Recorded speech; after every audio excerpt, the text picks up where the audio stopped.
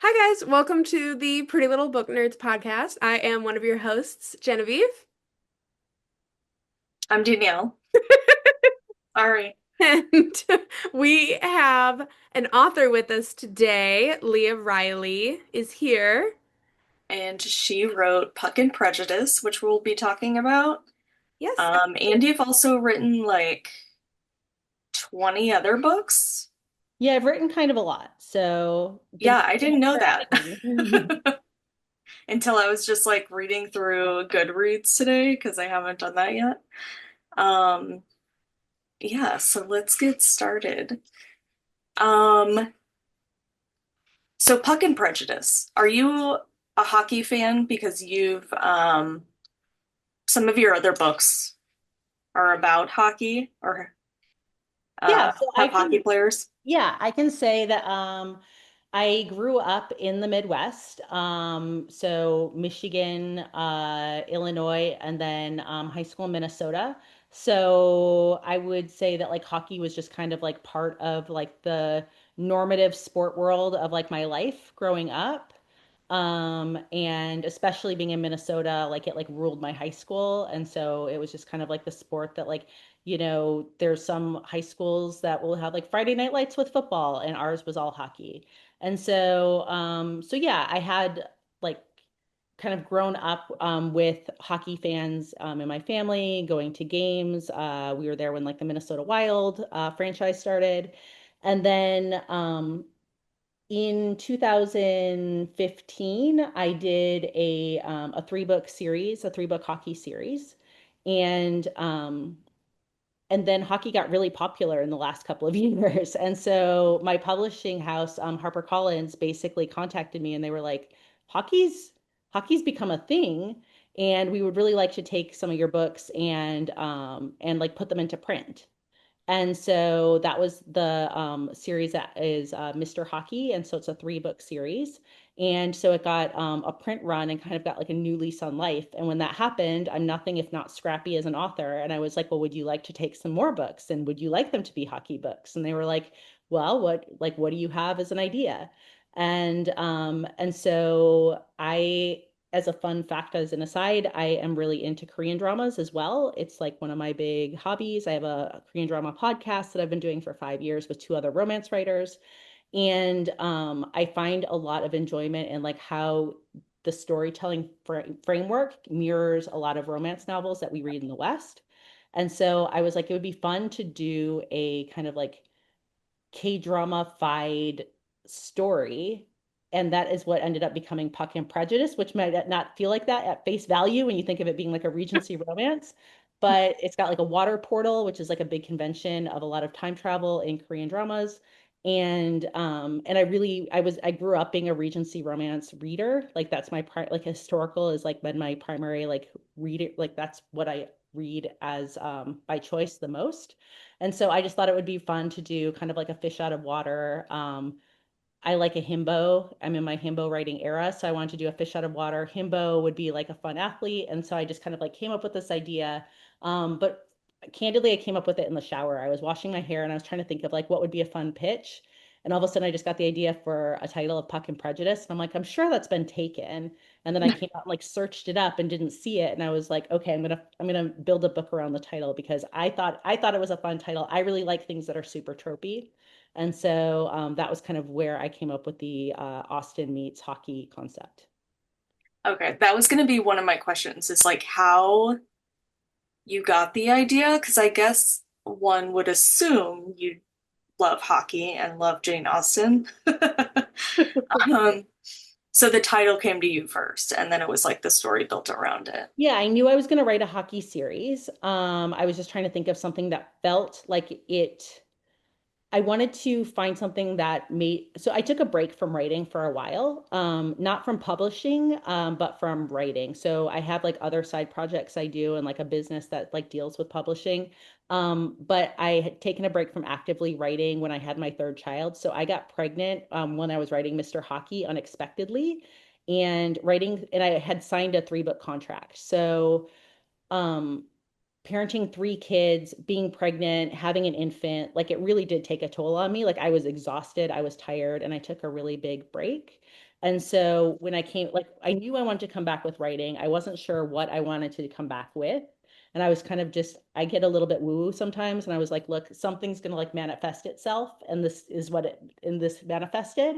And so I just was like, I want to do something that I'm going to have a lot of fun with. I do not want to feel stressed with this. I just want to like please myself and do something that and so yes, maybe it doesn't, maybe not everyone was expecting that they needed a hockey time travel romance, but I was like, this pleases me. I am entertained by this concept, so I would like to do it. I think that's like some of the best writing though, is when people write it for themselves. Yeah, I just wanted to have fun and not, it's not that I don't take writing seriously. I take writing really seriously, but I wanted to like I I like to play around with things. I have, I think, like a pop culture mindset. I like pop music. I like things that are commercial. And so just kind of playing around with things that feel a little bit more like bubbly. And like the world has just felt darker and darker lately. And so I'm like, I just literally want to have fun. Like when I sign in and do something right now, I do have like an angst streak and I do like to do like dark romancy stuff sometimes. But I was like, I just want to right now have fun and have this feel light, feel happy, feel kind of silly, feel kind of tongue in cheek, and like still have emotion with it. But so I guess like I meant it, like I do mean this book, but I wanted to have fun with it. Yeah. Um, so I mean, I guess you talked about it a little bit, of the K-pop or not K-pop, but like Korean drama influence Hmm. with the portal. Um, but was there any more influence to that with kind of not to, get nerdy, but the science behind it, with the fact that it wasn't just a one-way situation. You end up finding out later in the book that you can, travel forwards, Yeah. and backwards. And so, what was the inspiration for that? So there's lots of time travel body swap type of dramas. One that I really enjoy is called Mr. Queen. It's a Korean drama about like a modern day chef. So this isn't like a total mirroring, but I probably borrowed some of it. Is there's like a modern day chef who's kind of like a rakish character and he falls off a balcony and he ends up in a pool because a water portal. And when he comes to, he's actually inhabiting the body of a Joseon era queen who is like in a loveless marriage to a king. And so it's actually a super fun concept of like the actress who plays the role is has a lot of fun with the role because like she's got like two genders inside her essentially. But yeah, there's kind of like a body swap, but his body's actually back in the modern world, but like his soul has like transported essentially.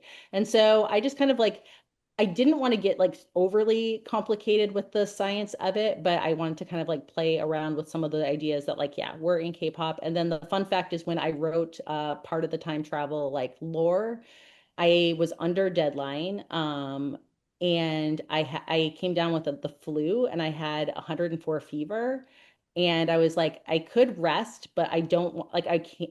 I'm on word count deadline, like I have to write, and I don't like if I take like 4 days off, I'm gonna like fall behind, and I'm just gonna lay here sick and stressed. So I was like, you know what? I was like kind of out of my body. I was like so sick, like 104 fever as an adult is no joke.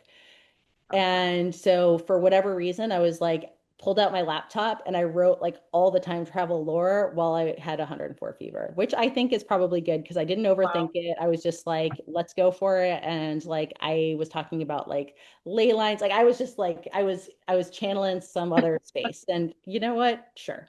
It was a true fever dream. Yeah, it was a true fever dream.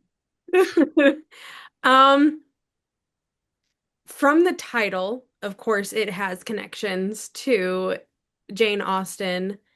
But did you know from the beginning that it was going to literally include Jane Austen? I did, but I had a lot of hubris about that. So I plotted the book. I knew I was going to do kind of like a friend of Jane Austen. I've read a lot of like Jane Austen biographies, so I knew that I could like I was excited to do it. And so, I sold the book on proposal, I wrote the synopsis, but then when I sat down to do it, I was like, oh, it's actually really terrifying to write this because I was just like, this is somebody who people have a lot of feelings about. And I was just like, you know what, you're never gonna like, I kind of got in my own head about it and I could already kind of like predict like critique or can I do this or like am I or should I like go even harder on my research and like really get all the like get everything in or should I like pull back? And so I was just like I started to spiral out and I had to kind of just like and at that point I was like why did I do this to myself? Like why did I do this to myself? But I was like, you know what? Okay, just like find a way to hold some of the stories of her life that are true that I want to honor. And then also just, I, you know what? I'm going to like say, like, I had to have enough Delulu to be like, she's probably pretty cool. She probably really would think this is fun. Like, you know what? Maybe her ghost is haunting me and really mad about it, but I'd like to think that like she's like, look, this is fun. And people are still talking about me like, a couple of hundred years later. And it's obviously like respectful, but kind of tongue in cheek. So I just had to kind of be like, yes, I think some people are going to be in their feelings about this, but I have to just like write, like dance like nobody's watching, write like nobody's watching. But I did Sorry have a if you moment of hear like, that. why did I? Oh no, you're good. But yeah, I did have a moment of like, what have I done to myself? And like, why did I do this? And then I had to just release it. Is there a specific scene, um, or like chapter that you're particularly proud of? Oh my God. Sorry. Of Oh course, no, our you're loudest totally cat fine. is wanting attention. Yeah, I have like a couple of scenes that I feel really like more connected to that I just felt like I was into. So let me think of a couple of them. Um I really liked so I'm a big sucker for I love tropes obviously. Mhm. So doing like a one bed is always fun for me. So I really was excited to do Gretna Green because I've never written like a full Regency and I wanted to do something that was like an homage to like a classic thing, which is like eloping to like, the Scottish border town and having like the blacksmith. So just kind of that whole journey was really fun for me to write. Um, just because I've always wanted to do something kind of similar to that, like Devil in Winter by Lisa Kleypas is one of my favorite books. And so I just thought it would be fun to kind of do kind of like a caper to Scotland. So that was one. And then I did really enjoy, I guess is enjoy the right word, but I had fun.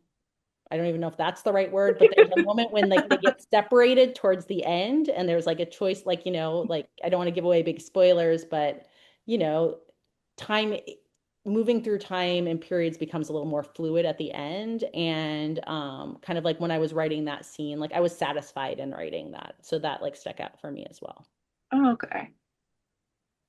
Um, and correct me if I'm wrong and I'm meshing scenes together here, but you talk about the one bed scene, Hmm. um, which I believe is at the same part as like I said, correct me if I'm wrong, No, you're good. consider like her like kind of sexual self-discovery moment. Yeah, so I did have to think about that in terms of I have something I am not I, you know what, I respect all kinds of books and all kind of ways people want to play with like fantasy and sexual empowerment and discovery. But for me, I have never really loved the idea of like a man is going to come and teach you how like your body works. Like that's just not my favorite thing to do. But I also was trying to think about the fact that like in this case for this particular character, like they would not have like had many, like lovers. Like it just wasn't natural to like what this person was going to be. And so I didn't want to be like, well, I have this like experienced man from the modern world who's going to be like, this is like how this works for you. And so I was like, oh, but it would be kind of fun to be, you know, you find a like if I was a bookish woman like in the, you know, 1800s and I found a manual that was like a how-to on things, like that could be very useful. So I kind of had her come up with like I came up with a workaround, which is she was able to stumble across a book that kind of gave tips and advice, and then she could try them on herself and then implement them as well. And so it gave her some agency and some knowledge that she might not have gotten in other ways without the hero having to like be her full teacher of her own body.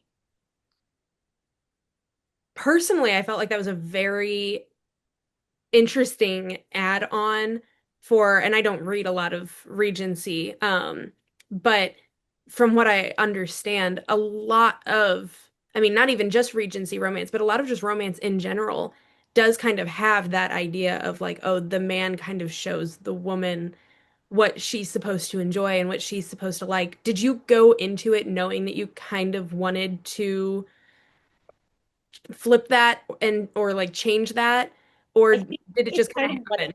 I'd say it's kind of just what I would do a lot. So I mean, I don't know how explicit we can be in here. I tend to always like a masturbation scene in my books. I think that's important. So I'm usually a big fan of those. And then in the book that I have had another book that's come out since Puck and Prejudice called The Emma Effect, which is like a loose retelling of it, like a very loose retelling of Emma. And so in that, my heroine is more of like a femdom, actually. And so if anything, I'm like leaning harder into that, where like, you know, my hero is more submissive. And so he's a hockey player and, you know, like empowered and like strong and big, but like in the bedroom, he wants to be like ordered around by like a sassy lady who knows what she likes. And so I would say, if anything, it's just like a personal taste that like I have enjoyed giving women agency over like their sexuality and their bodies. And so it's probably just like I didn't think I went into it specifically thinking of it. I just say that like I'm probably always thinking like it's just kind of like a preference that I've kind of tended to do over time. I was gonna ask about the book that just came out.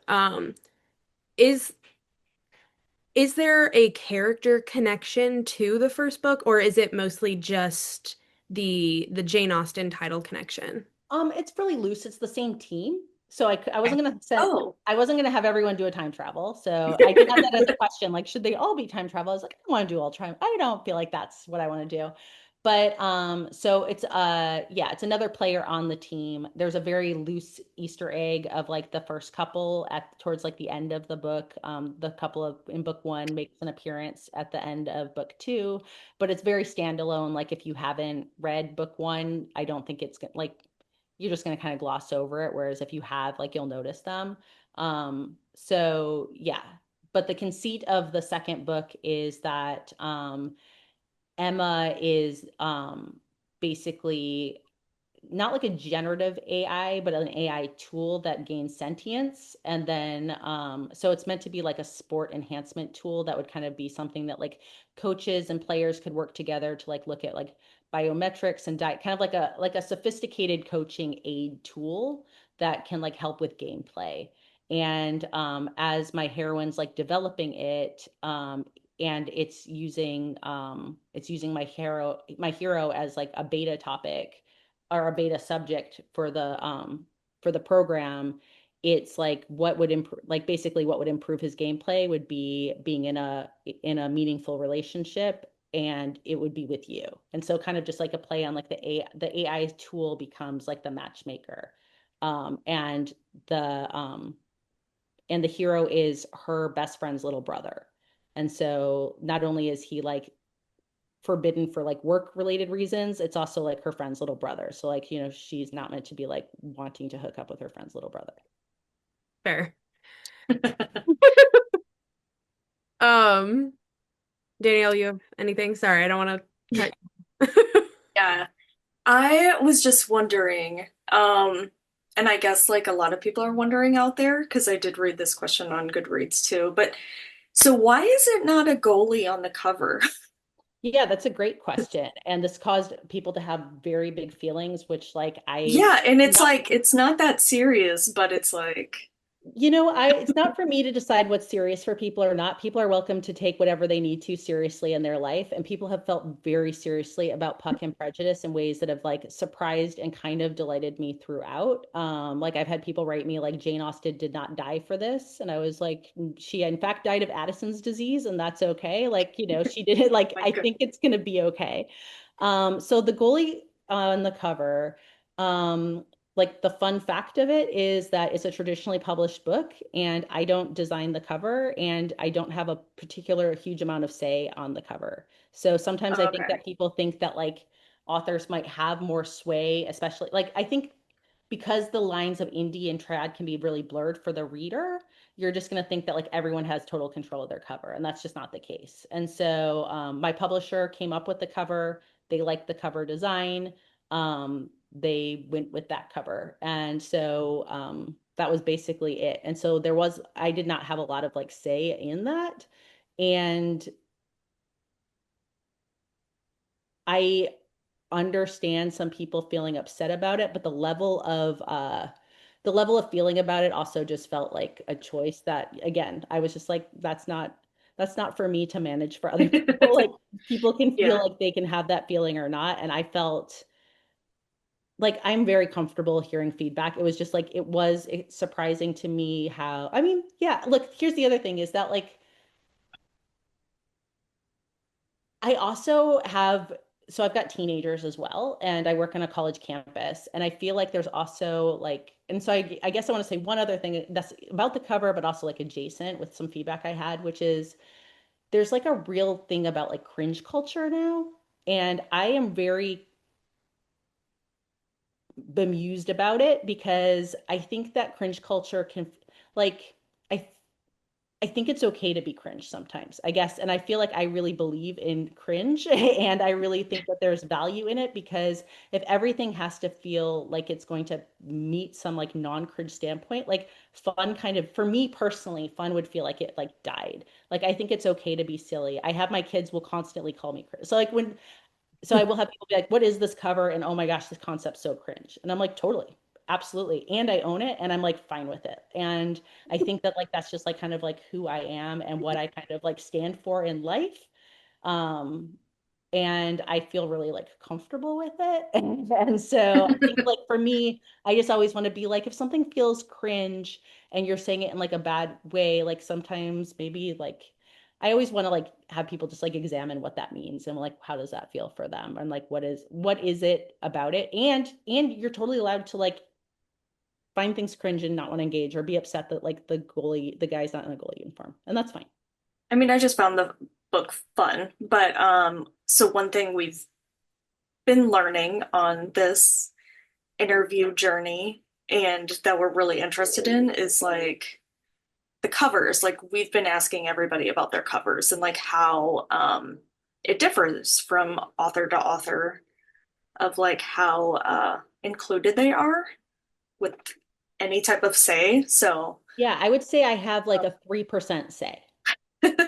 Like I can kind of pick like a color here, a color there, and that's about what I have the say in for the traditionally published books that I'm doing. And also like because I also get feedback that'll be like this, like the cartoon, because to me the cartoon cover feels very standard to what's kind of like mainstream romance right now. So when I see a cartoon yeah, at this moment, like maybe a couple of years ago it would have been different, but at this moment, I don't feel like a cartoon cover is necessarily signify like I would expect to find everything from like closed door to like high heat with a cartoon cover. Like the cartoon cover to me doesn't signify like I don't feel like I'm gonna go in with an expectation of heat level based on a cartoon because I feel like it's just kind of the standard. Like it's just how many books are right now. Whereas I still will get feedback even now where people will be like, I wasn't expecting there to be like any heat with this book because of the cover. And I'm surprised at that sometimes because I feel like that does seem like it's more the mainstream. And what's also kind of interesting is like the Mr. Hockey reprint of like those three books. If you go back and like look in time, you can find like they had different covers in like yeah. 2015 because when I first started publishing, like real people were still going on books. And then there was like I kind of find that cringe.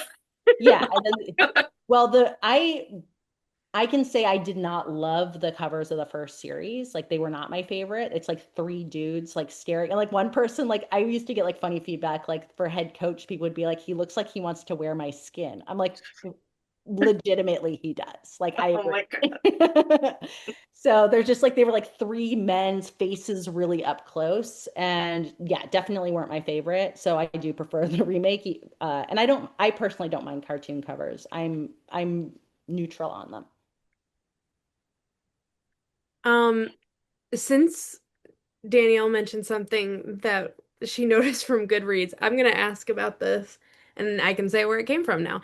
Um, um, a lot of people ha are very opinionated on the fact that the male main character had a say in what Jane Austen named her book, Yeah. which I'm So surprised by.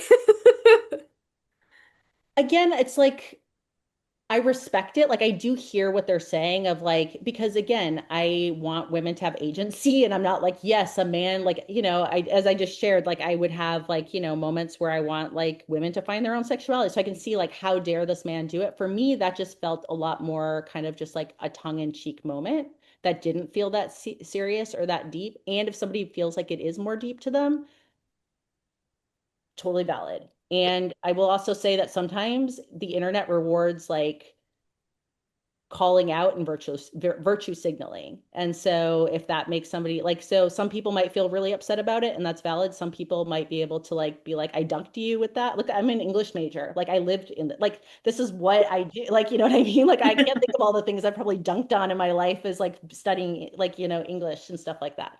So I'm like, it's a fair critique. For me personally, it was that it just didn't, it felt like kind of like a silly nod moment. And if somebody feels like I don't think I set feminism back, and I feel okay about that. Yeah.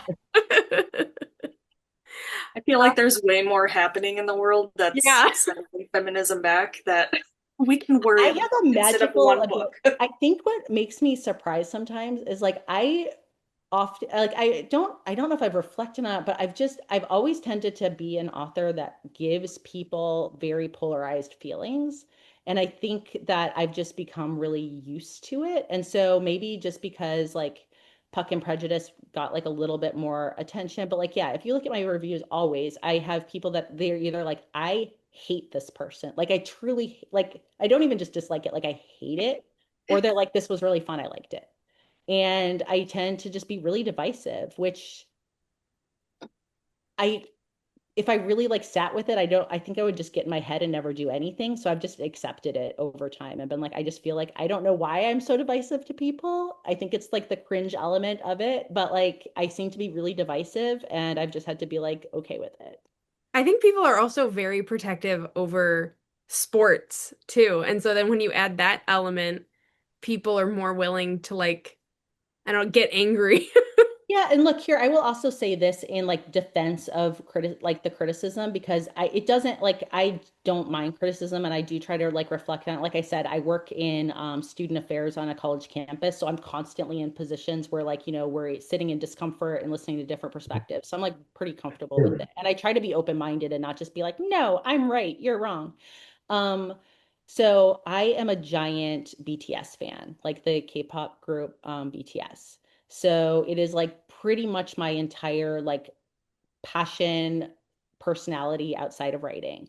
And I can fully appreciate that like if I loved like if I spent all my time doing something and then I thought somebody was coming by to kind of like denigrate like something I felt really important, I could see my hackles going up. And so I guess for me, it was that I wasn't like looking to come in and like be disrespectful. I wasn't coming in to denigrate. And that doesn't mean because I didn't have that intent that it didn't have that impact for somebody. And so I do understand that. And I can also see how people don't feel that way too. I'm being very diplomatic. No, it's okay. We didn't mean for it to get Oh, I too don't mind. I think it's more fun to talk. I mean, I think it's way more fun to talk about controversy, honestly.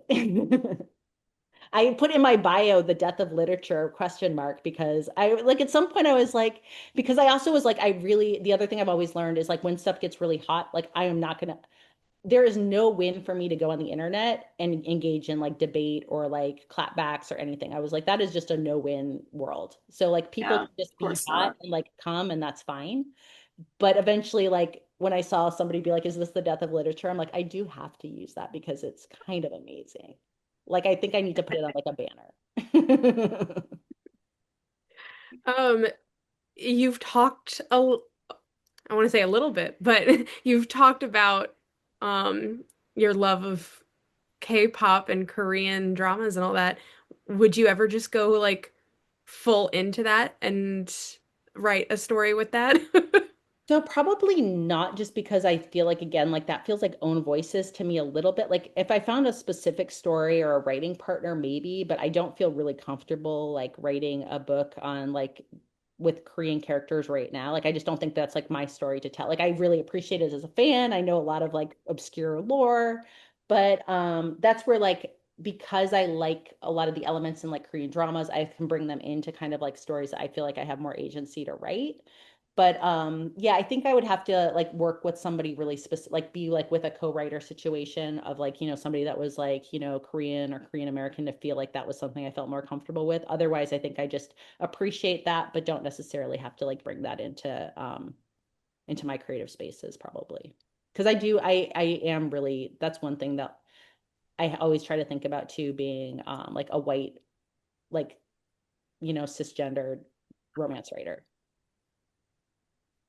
I'm sorry, but I'm gonna have to duck out Yeah. because my daughter has hockey. So Yay. I have to go. It was so nice talking to you though, and thank you so much for Yeah, allowing us to interview of you. course. But Eve will finish out the interview.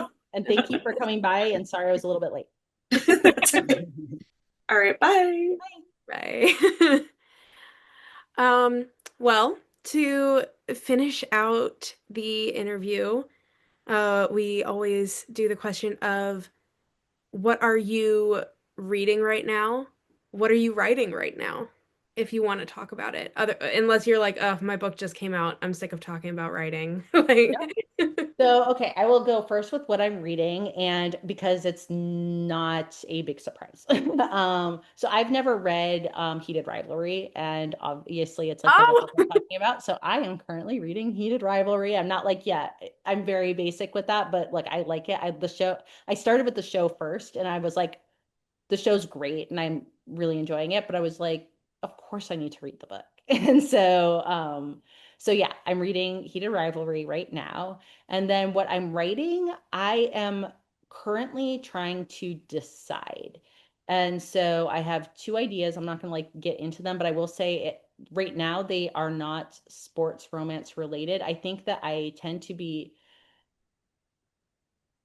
it is really important often when you're writing to like come up with like a brand and people know what to expect from you. But I also am in my era where I just like need to please myself a little bit. And so yeah, I've got two pretty different ideas and I'm guessing that I will go ahead with one of them.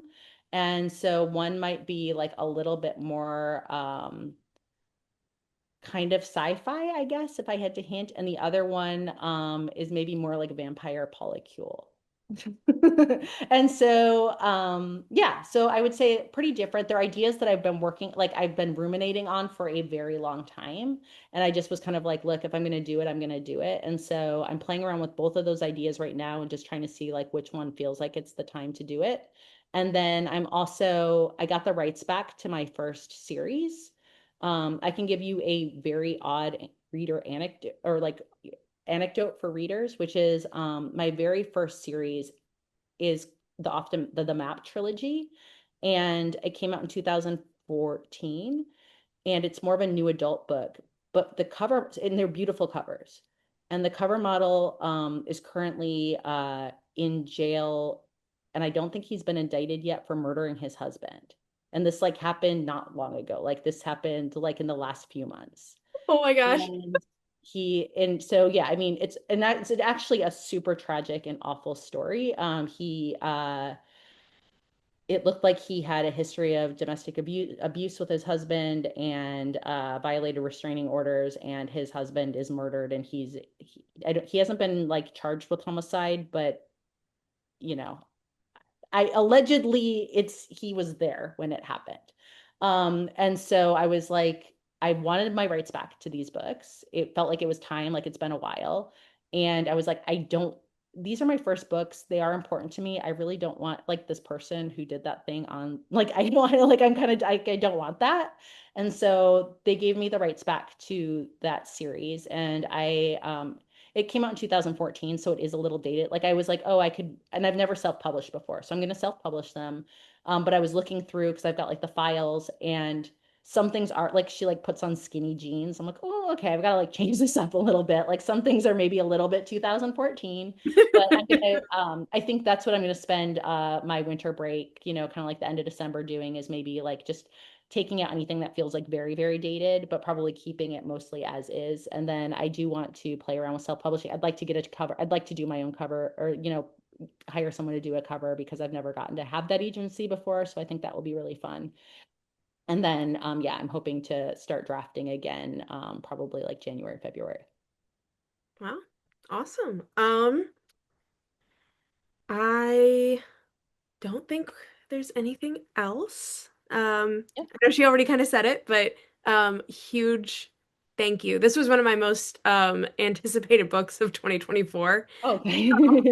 Um, so huge deal for me to get to talk to you.